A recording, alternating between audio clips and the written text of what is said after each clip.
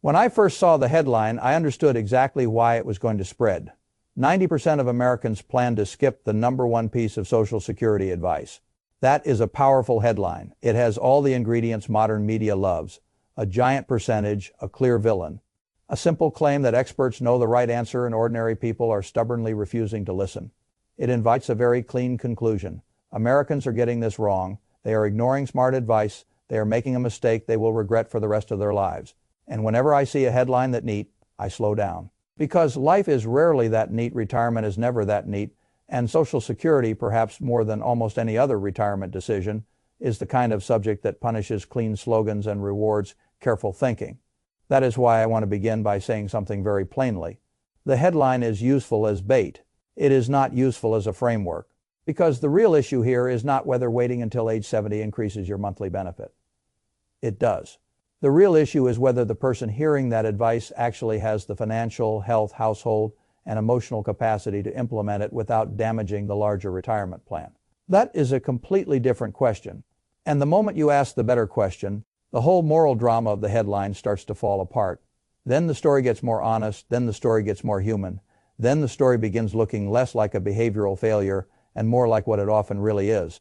A constraint problem that distinction matters more than most people realize, because once you call it a behavior problem, you start talking down to people. You start assuming they are uninformed, impatient, or irrational. You start acting as though all they need is better discipline and a calculator that is lazy. A calculator can tell you what waiting until 70 does to the monthly check. A calculator cannot tell you whether a household with modest savings can bridge 8 years without putting itself at serious risk.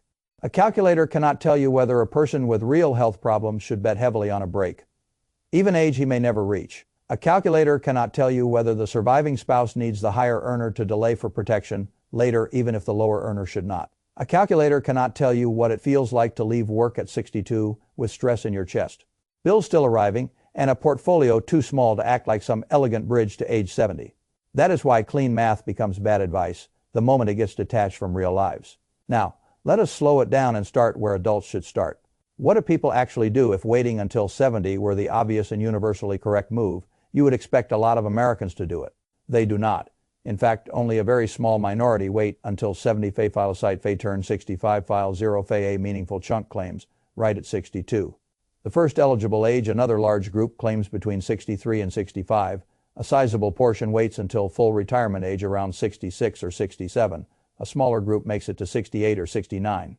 And then age 70, the supposedly ideal choice, is a very small minority outcome.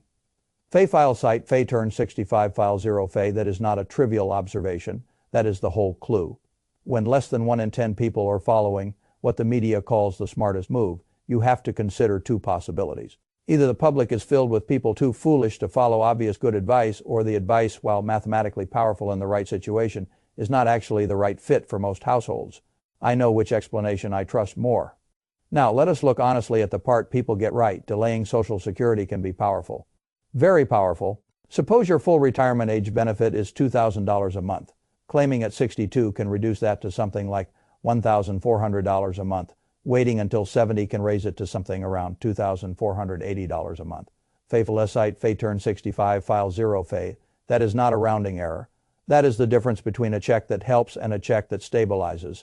It is a major increase in monthly lifetime income, and because Social Security is inflation, adjusted, government-backed, and not dependent on market returns, that larger check does something emotionally and financially important. It raises the floor, and floors matter more in retirement than people understand. A lot of retirement is not about how rich you feel in good years. It is about how survivable life remains in bad years. A larger guaranteed floor reduces pressure on everything else, on spending decisions, on portfolio withdrawals, on fear, on the possibility that you live longer than expected and discover too late that your plan was built on assumptions too fragile for a long life.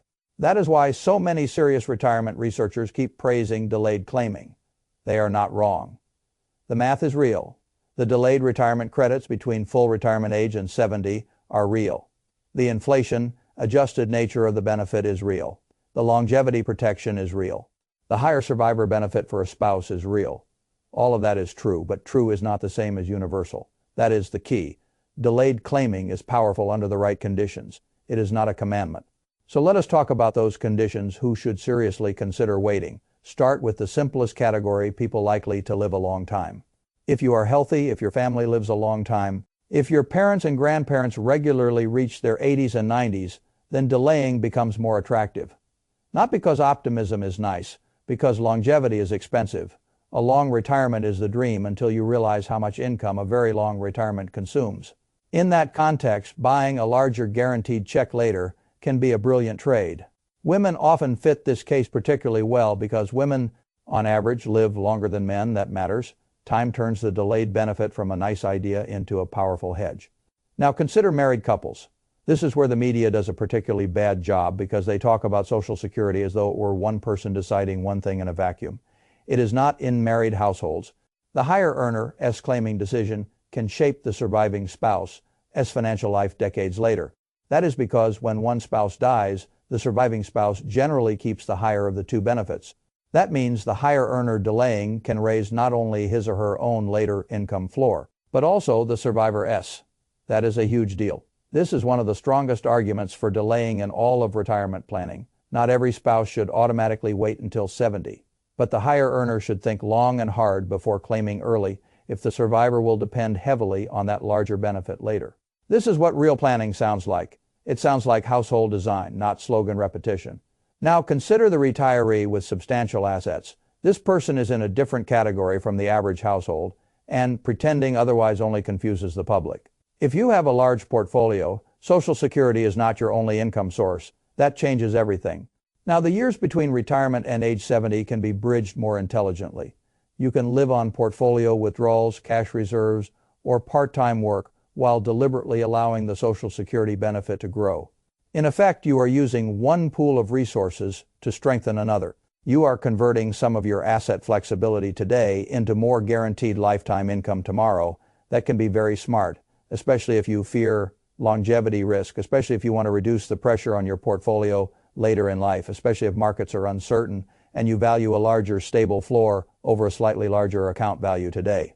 Now add one more group. People highly concerned about sequence of returns risk. That phrase sounds technical, but it is one of the most important ideas in retirement. Bad returns early in retirement can wound a portfolio much more severely than bad returns later, because withdrawals are happening while the damage is fresh. A larger Social Security benefit later can reduce the amount that needs to come out of the portfolio in those later years. That can help. Again, not always, not automatically, but the logic is real. This is why I have no patience for people who say waiting until 70 is some scam or some fantasy number for the right person. It is one of the strongest deals in retirement planning. But now we must walk to the other side because this is where the truth actually becomes useful. There are also many people who should not wait until 70, and some of them should not even come close. If you need income now, then the conversation changes. That should not be controversial. Yet it often gets treated as if it were a confession of failure. It is not failure, it is a condition of real life. A lot of people leave the workforce in their early 60s with modest savings and no appetite, no ability, or no realistic path to keep working for another 7 or 8 years. For them, Social Security is not some elegant optimization variable. It is a support beam. A support beam cannot be postponed indefinitely while the house is already leaning on it. That is the reality. And reality outranks slogans every time. This is where the modest portfolio example in the source becomes so valuable, because it exposes exactly how this advice can go wrong when applied lazily. Suppose you retire at 62 with a $350,000 portfolio and need about $40,000 a year to live. Fay file a site, Fay turn 65 file 0 Fay. Now imagine waiting until 70. For 8 years, Social Security pays you nothing. That means the full $40,000 has to come from the portfolio. That is an initial withdrawal rate around 11 to 12%. Fay file site, Fay turn 65 file 0 Fay. That is not a retirement strategy. That is pressure. Intense pressure. You do not need a disaster for that to become dangerous. You only need ordinary market disappointment. 1 bad year early on, 2 bad years. A recession, a stretch of flat returns while withdrawals continue. Now the portfolio starts bleeding heavily right when it can least afford to. This is what the public does not grasp. Delayed claiming can absolutely increase lifetime income in theory.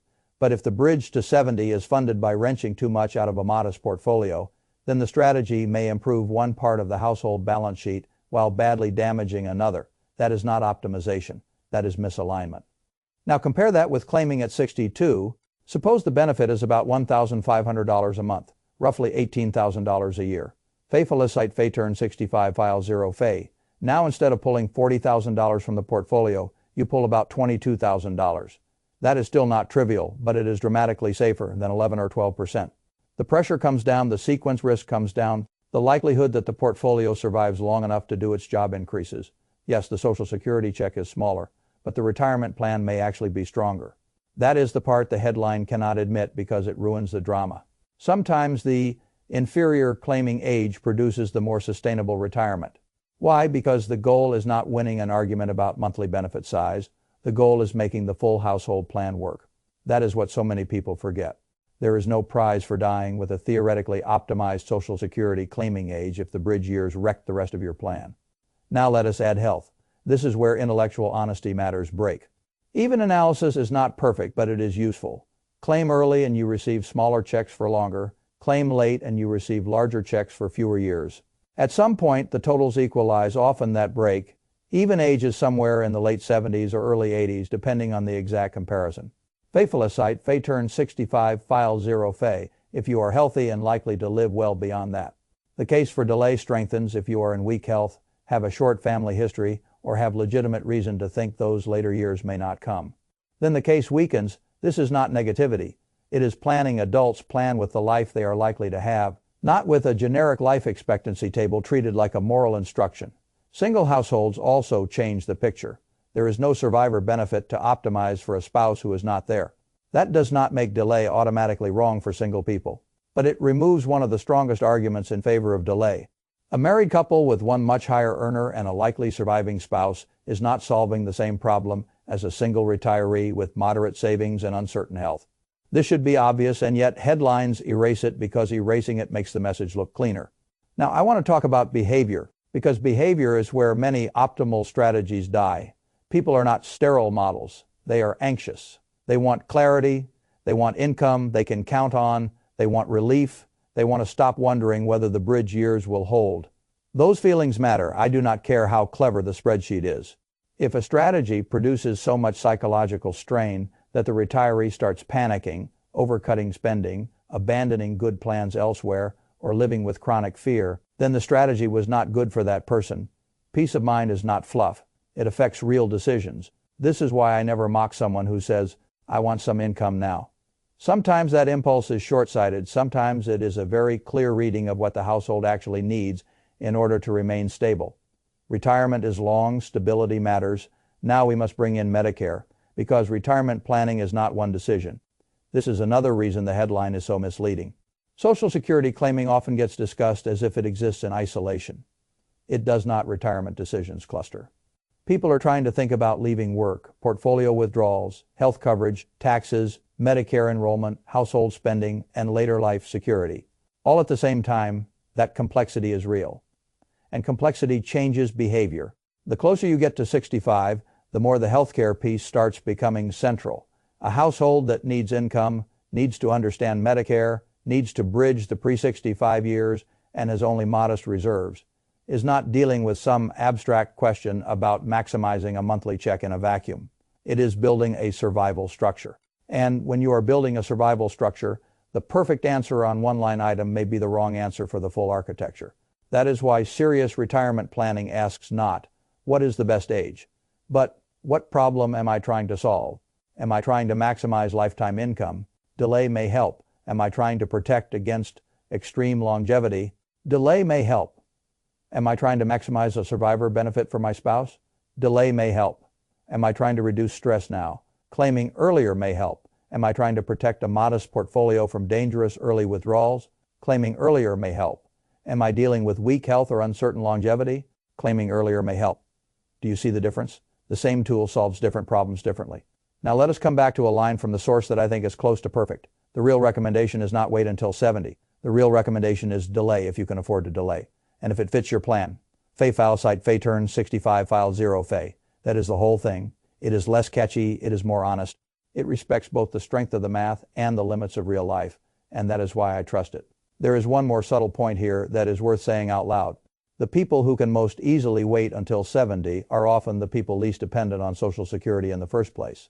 They have larger portfolios, they have bridge assets, they may still be working, they may have a spouse with income, they have options. That means the group for whom the strategy is easiest is not the median retiree. It is the more flexible retiree. And that is exactly why the population claiming data looks the way it does. Most Americans do not have that flexibility. Most are not choosing between two elegant strategies. Most are choosing between what is financially ideal on paper and what is financially survivable in practice. That is why only a tiny minority actually makes it to 70 before claiming Fay turn 65, file 0 Fay again. Not behavior problem first, constraint problem first. That framing changes the moral tone of the whole issue. Now, I want to say something directly to anyone near retirement. Do not let a headline shame you into a strategy your household cannot support, but do not let fear or laziness push you into claiming early by accident either. Both mistakes are real. You want neither. You want the decision to be conscious. Run the numbers, test the bridge. Look honestly at health. Look honestly at portfolio size. Look honestly at whether you are married and whether a survivor benefit matters. Look honestly at whether you are solving for current cash flow or lifetime floor strength. Then decide that is what adulthood sounds like. Not slogans, not ego, not social, media certainty, just alignment. This is also why I dislike the phrase, the best claiming age. There is no such thing in the abstract. There is only the best claiming age for a particular household with a particular balance sheet, a particular health profile, a particular marriage structure, and a particular set of retirement risks. That is the real frame. And once you see it that way, the headline looks flimsy. Now let me give you the cleanest summary I know. If you are healthy, likely to live long, can bridge the gap to 70 without stressing the portfolio, and especially if you are the higher earner in a marriage, delaying Social Security can be one of the strongest moves in retirement. If you have modest savings, need income. Now, face health uncertainty, are single without survivor considerations, or would have to hammer the portfolio too hard to reach 70, claiming earlier can be entirely rational. And in some cases clearly superior. That is the truth. Two things can be true at once. The delay math is powerful. The implementation limits are real. And that is why most Americans are not ignoring the number one advice in the simplistic way the headline suggests. Most are living inside financial realities the headline never bothered to respect. So if you ask me what the best Social Security advice really is, I would say this: do not optimize the check in isolation. Optimize the household plan. That is the real job. Because retirement is not a contest to see who can delay the longest. It is a design problem, and good design begins by respecting the constraints, not pretending they do not exist. That is a much better form of wisdom than any headline could give you.